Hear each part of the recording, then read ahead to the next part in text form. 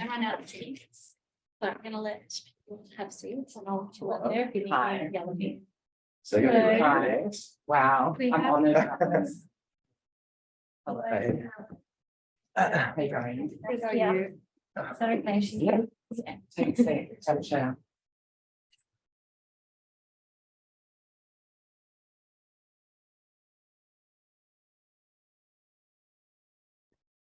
Yeah. It's interesting. You're okay. I'm just here. It's recording us now, by the way. Excellent. That's really good news. All right, we might get started. Hopefully everyone can hear okay, and if not, just chuck it in the chat and I'll try and work out how to use the chat. Okay, so today we're going to be talking about applying for compensation for victims of crime. It will be an introduction to the framework set out Crime Assistance Act, and hopefully you can all take away some tips for making applications to the Crime Victim Services Unit that you can then use in your roles supporting your clients. I would like to first acknowledge the traditional custodians of the land in which we're meeting today, the Larrakia people, and pay respect to their elders, both past and present. And I would like to extend that respect to all Aboriginal and Torres Strait Islander people here with us today.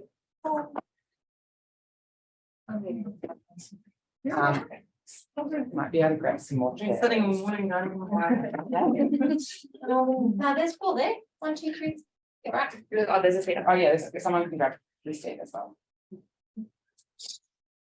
Okay, so firstly, I'll just say who I work for, Darwin Community Legal Service. So we're a community legal centre providing free legal and advocacy services to the public. Our services include the general legal service, which provides civil law advice and representation in the Darwin and surrounds area, although that is flexible. And then we have the Tenants Advice Service, which is tenancy law, that's NT wide. And we have the Seniors and Disability Rights Service, which is also NT wide. So today we're going to be talking about the Crime Victim Services Unit, how it's different to victims of crime, the governing legislation and regulations of the Crime Victim Services Unit's scheme, the eligibility for a payment and the application process, how the amount awarded is calculated, how to review a decision by the Crime Victim Services Unit at NTCAT. We'll go over a case from NTCAT as well, and then there will hopefully be time for questions at the end of the presentation too. So, first up, I just want to go over the difference between victims of crime and Crime Victim Services Unit. They unfortunately have quite similar names. They're not the same thing. Victims of Crime is a community association. They run the Safe at Home program, which is a program where applicants can seek a $400 payment if they've been the victim of a home invasion or car damage in the previous 7 days. So it's really a service that provides those crisis payments to people who have essentially property damage. They also provide court support for witnesses and complainants and can help people write their victim impact statements, the victim in a criminal proceeding. The Crime Victim Services Unit, which is what we'll be talking about today, is the government agency set up to administer the Victims of Crime Assistance Act, and it awards financial assistance of up to $40,000 to victims of violent crime, and that's determined by assessors on a case-by-case basis.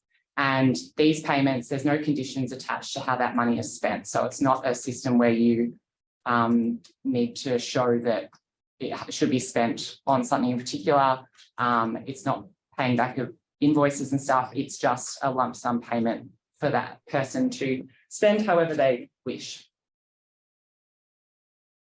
So the governing legislation for this scheme is the Victims of Crime Assistance Act, and also the Victims of Crime Assistance Regulation. I should also just let everyone know that we're going to be discussing like some violent crimes, including sexual offences and potential injuries. So we're not going to be going into any specific details, but if anyone's feeling uncomfortable or overwhelmed, or just like they need a break, they're very welcome to step out or just mute them. And this session is being recorded as well, and I'm told that a YouTube link will be sent out to everyone who registered, so you can watch it again if you want. So these are the governing legislation, the acts and the regulations. These are NT-based laws. So if anyone is coming from interstate and they've been familiar with a scheme interstate, it's not going to be the same scheme. It's completely different because every state and territory has their own scheme. It used to be called the Victims of Crime Compensation Act and Regulations, but there's been a shift away from compensation, the language of compensation, and it's been replaced with award or financial assistance. And I'm going to refer to it as an award.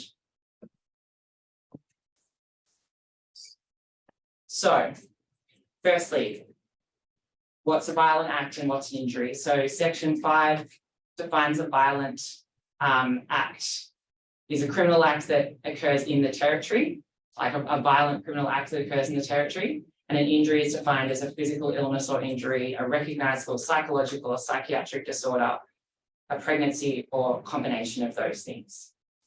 So I suppose one critical thing to note here is that it's a violent act towards a person. So property damage is not included under a violent act. It has to be towards a person. And there are some quite serious violent acts that don't require evidence of an injury, but almost all of them do.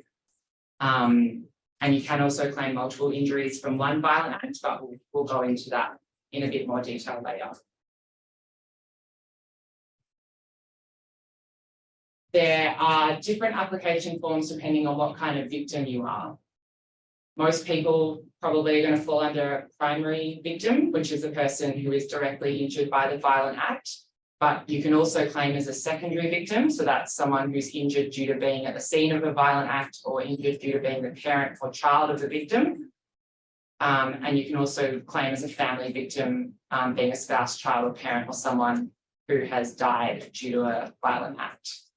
The idea of like the concept of being injured due to being the parent or child of a victim we'll go into a bit later when we talk about psychological and psychiatric fees under the scheme.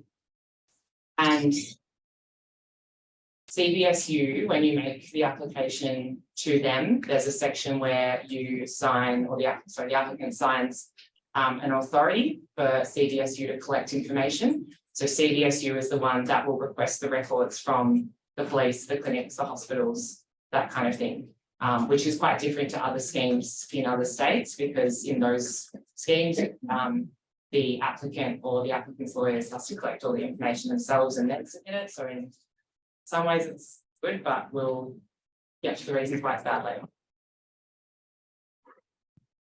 So unfortunately, that's not very easy to read, but this is an idea of what the schedule of compensable injuries and the standard amounts looks like. And this is found in the regulations.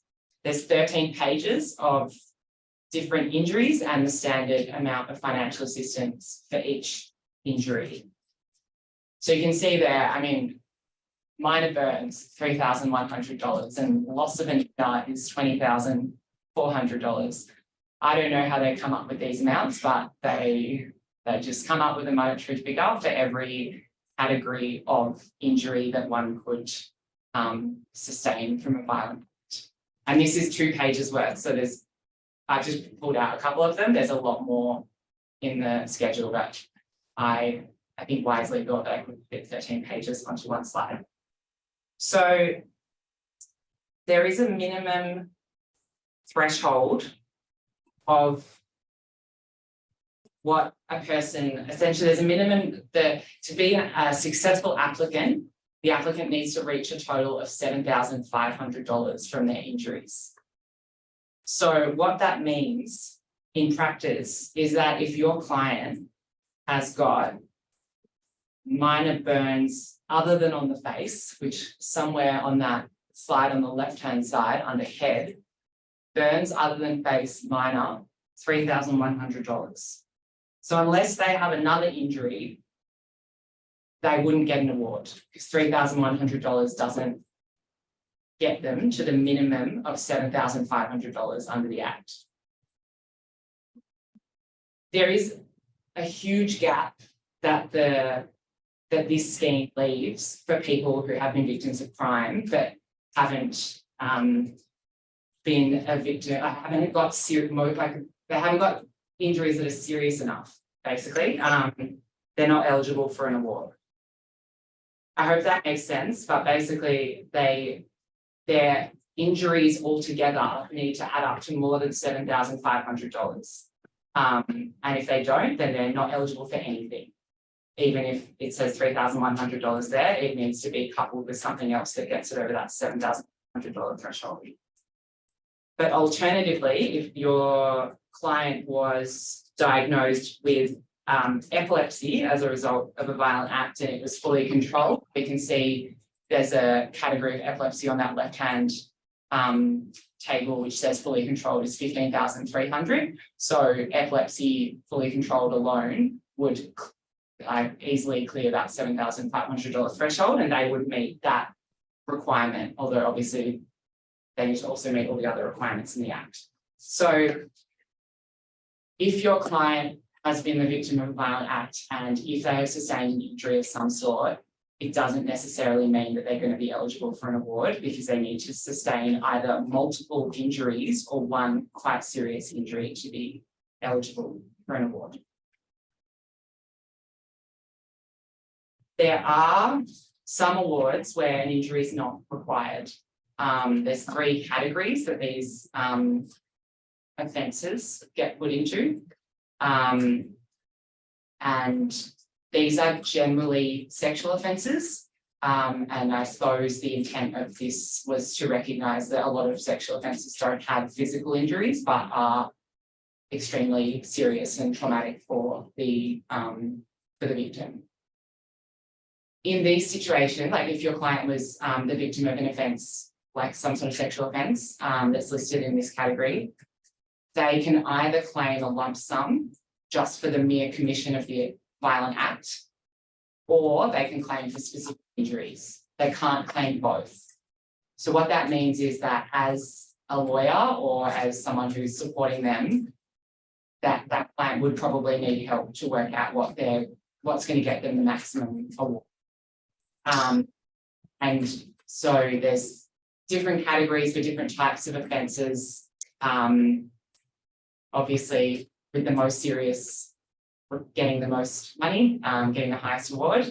And if we look at category 2, so if they're a victim of an offence that is listed in category 2, an example of that is sexual intercourse without consent or rape, they would be eligible for an award between $10,000 and $25,000. But if the victim fell pregnant as a result of that rape, they're eligible for a $40,000 award as pregnancy as an injury. So that would be a situation where you would pursue pregnancy as an injury as opposed to the lump sum award that's like that they would be eligible for, a victim of rape. These are just examples of the offences that are listed in those categories. There's more offences that are listed. So and those offences for those 3 categories can be found in the regulations, the schedules that are attached to regulations.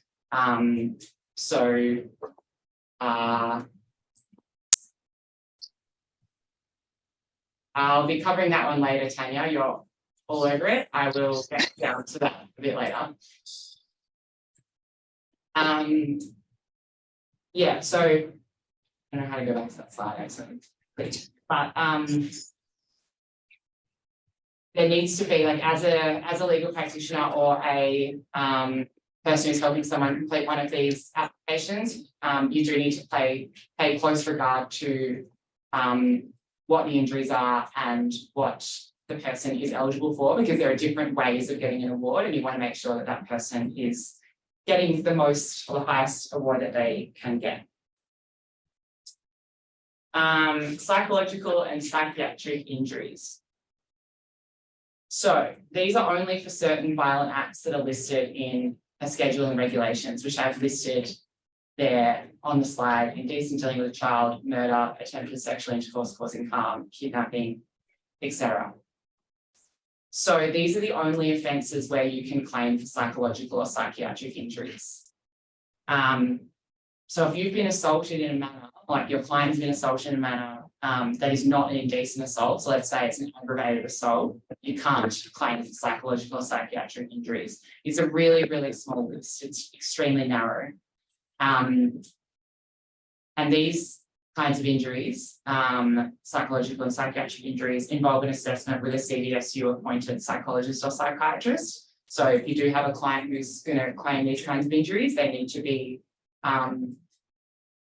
told or warned that they're going to have to meet with a clinician that is not their normal clinician, and there's going to be an assessment conducted in relation to their injuries. So just to try to summarize what we've just gone over, because there's a lot of qualifications and different things going on. So to be eligible for an award, there needs to be a violent act, like a violent act towards a person. There are some offences, which are mostly sexual offences, that don't require evidence of an injury. There are a small number of offences where a person can seek an award for psychological or psychiatric injuries, but all other acts, including aggravated assault or causing serious harm, require a physical injury to be suffered in order to get an award. So someone who would not be eligible for an award is a person who was assaulted, like punched by someone who has broken into their house. They might be obviously extremely traumatized by that, but they might have only suffered some bruising, but they would not be eligible for an award under the Victims of Crime Compensation Scheme.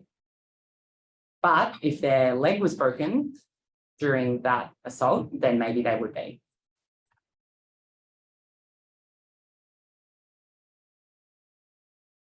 Domestic violence injuries.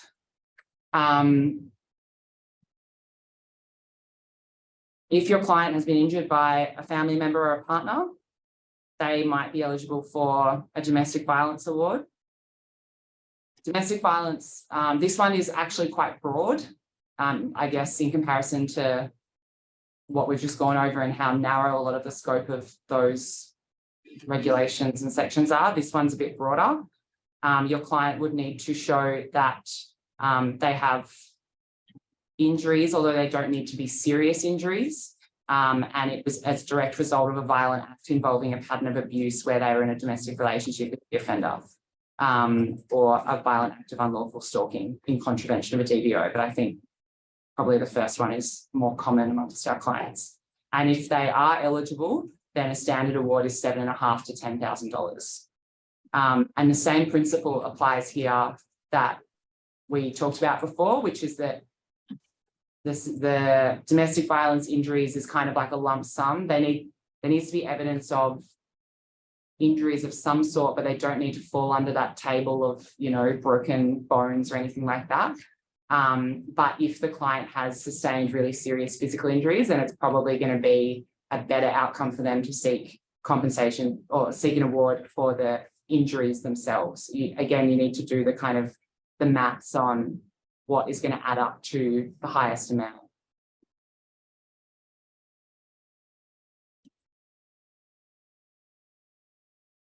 Time limits.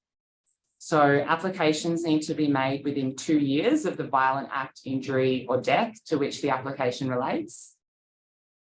Late applications can be accepted if the circumstances justify it, and some of the things that the CDSU has to have regard to is whether the injury or death occurred as a result of sexual assault, domestic violence or child abuse, the applicant's age, any mental incapacity of the applicant, whether the delay will affect the assessor's ability to make a decision, and whether it was reported to police within a reasonable time. And there has been a matter that's gone to NTCAT about a very, very delayed application in the matter of Tipperwoody and the CVSU director. So in that case, the applicant was a man from Warramunga in the Tiwi Islands, and he was assaulted by his brother in December 2001 and applied for an award on the 4th of October 2014. So his 2-year time period expired in December 2003 because it had to be done within 2 years of the violent act occurring. So he's almost 11 years out of time from when that time limit expired. In this case, there were detailed records available from the clinic relating to his broken arm, but the police didn't hold any records. And the CVSU refused to accept this application, and he sought review of that decision at NTCAT. The tribunal found that the list of considerations that we just went over, being, the age and mental incapacity and that kind of thing, it's not exhaustive. And the tribunal member placed weight on the applicant being unaware of the scheme until 2014 when he spoke to a lawyer who was out in community. And the applicant also provided evidence to the tribunal that the incident wasn't reported to police due to fear of reprisal and cultural shaming. So the NTCAT member set aside the decision to refuse to accept the application and ordered CVSU to accept the application. However, this doesn't mean that he got an award. This just means his application was considered. And he was probably advised some years later about whether or not it was accepted, and we don't know whether he got an award or not. But from reading the case, he fractured his arm, and if you fracture your ulnar, being one of the bones in your arm, and you recover in full, that is worth $6,100 on the table of injuries. So it's actually quite possible that he didn't get an award because he wouldn't have met the $7,500 threshold. Sorry, it's been annoying that we can't see that first line, but it says it is taking approximately 5 years for applicants to receive their awards. So it is a really, really long process, and you have to warn your clients of that. I think that there are just not enough assessors, and there are significant delays in receiving information and records between all the government agencies, between RDH or other hospitals in the NT and the police and CVSU. It takes such a long time. So there's really nothing that can be done about that from a lawyer or advocate or support workers' point of view. It's just how it is. But in terms of faster payments, victims are able to also apply for immediate financial assistance from CVSU. But this is for financial loss. So these are for things where proof of expenditure or loss of earnings or wages needs to be provided. So clients, like victims, can get faster financial assistance, but yeah, it has to relate to something that they have had to pay for or earnings that they have lost. And even those applications take months. And the maximum amount payable under the immediate financial assistance scheme is $5,000. And the maximum amount of financial assistance payable at all to any victim is $40,000. So what that means is that, and I suppose this probably wouldn't happen all that often, but if a victim got a $5,000 payment for immediate financial assistance relating to loss of earnings or medical costs or whatever it is, and then they also made an application then as a primary victim for an award and they were awarded $40,000, or they should be eligible for $40,000, they're actually only going to get $35,000 because the maximum amount they can get from CVSU is $40,000 and they've already gotten $5,000 as immediate financial assistance.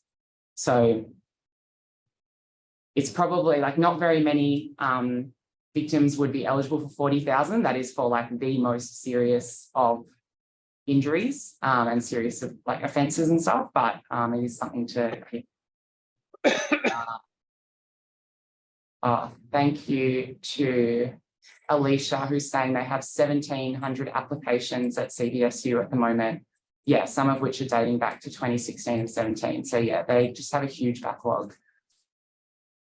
And an example, Mary's question in the chat, an example of mental incapacity under the Act, I would think would be something like a intellectual disability or something that prevents them from knowing that they could apply for the Act, as opposed to someone who has normal mental capacity as an adult. Yeah. If the victim chooses to abort the pregnancy, are they still eligible? Yes, I believe so. I don't think that that would have any finding, and also loss of pregnancy is also an injury. All right, I think that's all the questions for now. Reductions. So CBSU can reduce awards. Under section 41, there's some discretionary reasons why the award could be reduced. You can see in those examples or in those scenarios, they're all ones where the victim is seen to have contributed or potentially exacerbated the injuries. And there is this catch-all provision in section 41 where it says that an award may be reduced for any other matter the assessor is satisfied justifies the reduction. So we are actually running, like DCLS, one of my colleagues is actually currently running a case at NTCA about reductions that have been applied under that section. And to our knowledge, there haven't been any other cases that have been run in that, like, about that section. So we will hopefully soon have an answer about how broad that discretion is of the assessors to just reduce payments for any other matter. So yeah, stay for that one. Section 42 says that the award must be reduced if the victim's already received a payment or compensation from another government scheme, insurance, private medical insurance benefit, that kind of thing. So the CBSU scheme is not, it kind of falls behind all of those things. It's not meant to top people up if they've already received money from somewhere else. Section 43 of the Act goes through the situations where financial assistance must not be awarded. And obviously that's where they're not entitled, but also it goes through these situations where it wasn't reported to police unless the circumstances prevented it, or they failed to assist police by failing to make a statement. Although there is, so they do have these qualifying statements of saying, you know, unless circumstances prevented the report being made, or without reasonable excuse in terms of failing to make a statement. So there is some leeway there. And I think particularly in domestic violence cases, there's a strong argument as to why things might not have been reported or why statements might not have been made.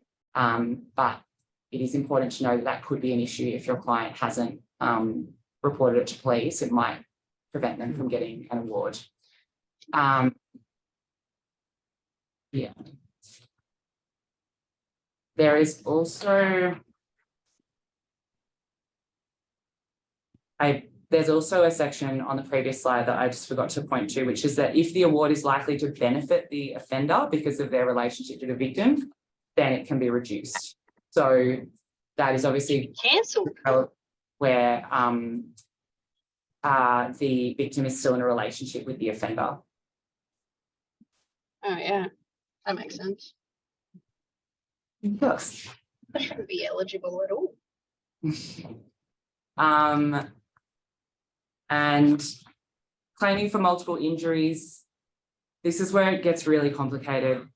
If the applicant has suffered more than one injury and they're claiming multiple injuries, let's say a broken arm and a broken leg, they get the standard amount for the most serious injury, 30% of the second most, and 15% of the third most. It's just a really convoluted scheme, and it's really important not to give your client a guarantee of what they're going to get. Obviously, they might want a ballpark figure and you can try and give that, but there's just so many things that can happen, and the CVSU has a lot of power to reduce things, and there's these complicated mathematical equations about how they're going to reduce the different injuries. So you need to probably discourage your clients from going to the schedule and reading all of the amounts and adding them all up and saying, sweet, I'm going to get this amount of money, because that's not how it works.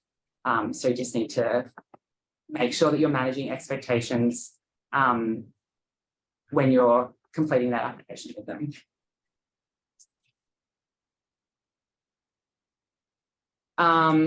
Criminal proceedings against the offender. So they don't need to have been charged and they don't need to have been found guilty of the violent act. But the assessor needs to be satisfied that it actually occurred. So ultimately, there needs to be records held somewhere, which is usually the police and the clinic or the hospital, that support the applicant's claim that this violent act occurred. So that's quite crucial. There needs to be enough evidence of what actually happened. And that often comes from reporting it to police and going to the clinic.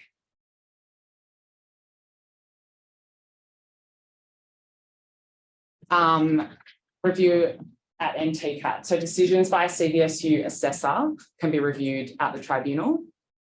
This includes decisions to refuse a late application and a decision to award financial assistance at a certain level or not award financial assistance at all. It has to be filed within 28 days of the victim being advised of the decision. And clients really should seek legal advice before commencing a review, just again, because of those quite convoluted mathematical equations that get applied to these awards. They might not feel like it's a fair outcome, but the legislation has been set up in a way that has meant that a lot of people slip through the cracks. And so that actually isn't up to the assessor. That's the structure of the legislation. So it's really important that people seek legal advice before they potentially pursue a meritless claim at the tribunal.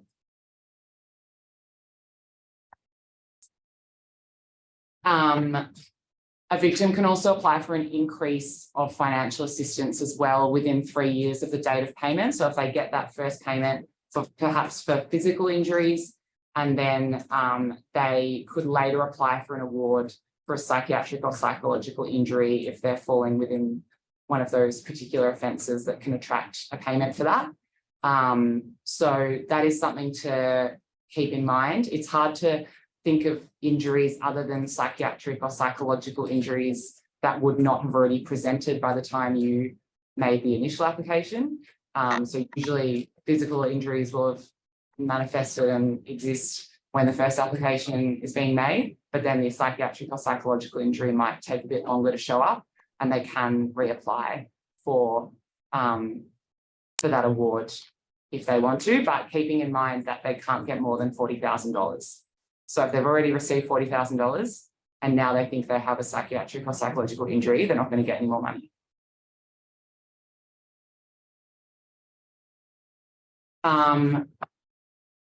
This is just keeping in mind that there are other financial support options for clients. Obviously, not all of these are going to be relevant to each client's circumstances, but these are other places that clients can go for assistance as a victim.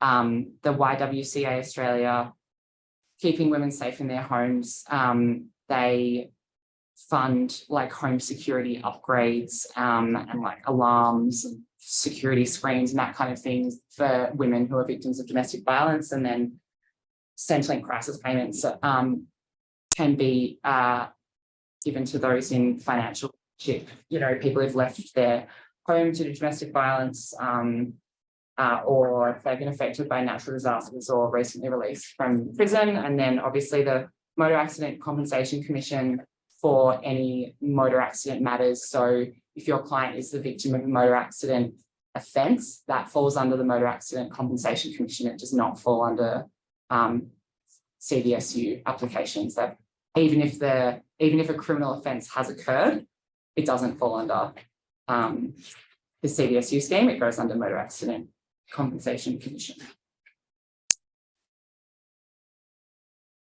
So I guess some of the key takeaways for supporting clients with CDSU applications, you don't need to be a lawyer to help a client complete the CDSU application form, but determining their eligibility is probably less straightforward than it seems, and it can be prudent to seek legal advice on the application. If the 2-year limitation period has expired, but your client wasn't aware of the scheme until you've spoken to them about it, it is still worth making an application if your client meets other eligibility criteria. You must prepare your client for a very long wait, and you must also stay in contact with, because CDSU often will request further information as they're processing the application, or they'll very regularly ask for information. So you do need to have regular contact with that client. And the offender can be pursued for the payment made to the victim. I don't know how likely that actually is. I don't know, if I've never seen that happen myself, but the legislation does allow the government to pursue offenders for the amount that gets paid out to the victim. And probably more important is that a victim's award can be offset by fines that they owe to the, it says, I've said fines owed, oh yes, by the victim to the government. So if your client, who is a victim of crime, has a ginormous debt to the fines recovery unit for whatever it is, I feel like it's usually traffic offences, but they will have that fine, they'll have their award offset by the fines they owe, which is a real shame, but it's how the government set it up, I suppose, to try to recoup the money. So that's just something to make sure you keep in mind, as something to talk about with your client. If your client's on a payment plan, I think that they don't offset it, but I'm also not sure if there's particular amounts where they do just take the money. Does anyone have any questions? One, are you going? Do the screen. It is, so the question is it expected in child sexual abuse cases that the applicant report it to police as an adult? So it really just depends. One of the criteria is whether or not it's been reported to police by the time the assessor makes a decision. So firstly, they want it reported to police as soon as practicable, but then secondly, they also consider whether it's been reported to police by the time they're making a determination on it. So I suppose what I would read from that is that they are like open to having it reported later, and that's not going to mean that you can't then receive an award. And as I said before, it's not required that it's reported to police, but there does need to be evidence of it.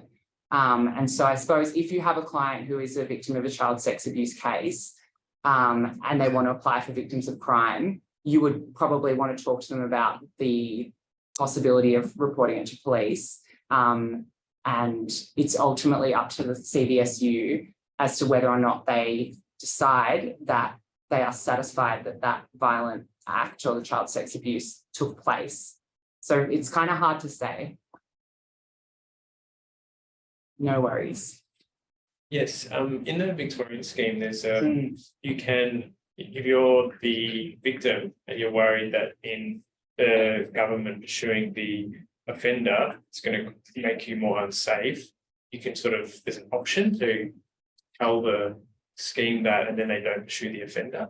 Yeah. Is there anything similar? I am not aware of it, but I might, maybe I'll let you know. But yeah, I don't think so. There's just quite a big, broad catch-all provision where it says the territory can seek compensation from the offender. Unless someone else is known. That as well. Yeah. Right. So that's That's a right. mental And I rotation. say, due to domestic violence for whatever reasons, this is why my client was scared that they pursue it. Yeah. Pursue And it. And I've been told That's by the been effective. CDSU that And they guarantee it's their clients. they won't contact the offender until the benefits actually been paid. Yes. But even like once they've paid it, Yeah. they say you get an email from the recovery unit to say that they were. You can pursued seek it Yeah. for a specific reason. So I'm not sure if everyone online support that, but we're just talking about the government pursuing or the agency pursuing offenders for payment that is made to the victim in a DV relationship. That that some of the, like one of the lawyers here is saying that she has written to CBSU saying that the victim is scared of the I guess repercussions of them seeking the money back from the offender, and that they've undertaken not to do that. So if it is a situation where there is a close relationship between the victim and the offender, I would, yeah, you can definitely write to CBSU, see if they will undertake not to pursue that money from the offender. I mean, realistically, I can't imagine that they ever get much money back from offenders. Like, I don't think that that's something that happens very often. So I don't think it is a big inconvenience for them to not get that money or not try to seek that money. Has any representation been made to the NTG to increase the amounts, like say fines increased annually in real terms since 2007, inflation by 100%, so worth half what was when scheme commenced? That's a really good point. I'm not aware of that happening at DCLS, and I haven't done that on a personal level, so I'm not sure whether any other organisations that are here have been doing that kind of advocacy, but I think it's a really, really good point. Unfortunately, I am not that confident that the amounts will be increased, but I think that it's a really good point. Cost of living is really getting us all. And someone's just posted in the chat saying there are also civil claim options for institutional child sex abuse with no limitation period separate to the national redress scheme. So that's really helpful if anyone has any clients that applies to. Were there any other questions?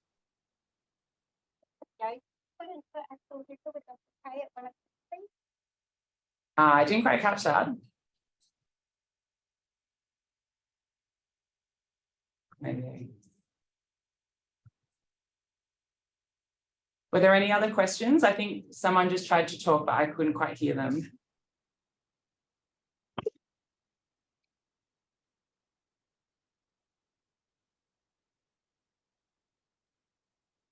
Anyone else here? All right, well then, we might wrap up with a slightly early finish. The link will be sent out to everyone, and I think the slides will also be sent out as well. So if anyone wants to refer back to it. Yeah. Just a quick question. Yeah. Are there any possibility to apply for a temporary residence as a victim disorder? A temporary what? Sorry. Resident. I'm actually not 100% sure, but I don't think there's any requirement. I'm not sure. I'd have to check that. I don't remember ever reading about a requirement. Does anyone else know? Nigel is? I don't think so. I guess you guys would never have that issue. I'm not aware of visa requirements, but that's a really good question. I will find out and let you know. Yeah. It definitely just has to occur in the territory, but other than that, I am not aware of any particular requirements for what the victim themselves has to be in terms of their like visa status or anything, but I will confirm that. Thank you. All right, we might end the meeting then if everyone's saying thank you. That's good. All right, thanks everyone for coming, and have a great day. Thank you. Thank you.